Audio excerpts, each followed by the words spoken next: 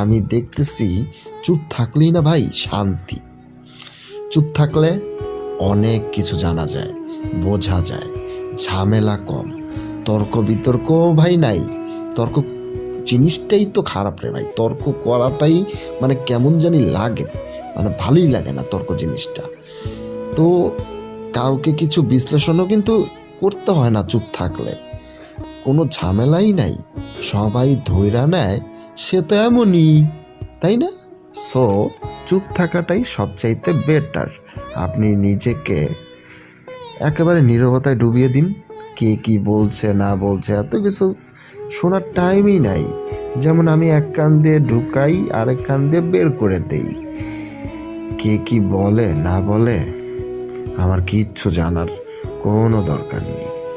just আপনি একটা জিনিস লক্ষ্য করবেন, কে কি করতেছে, কে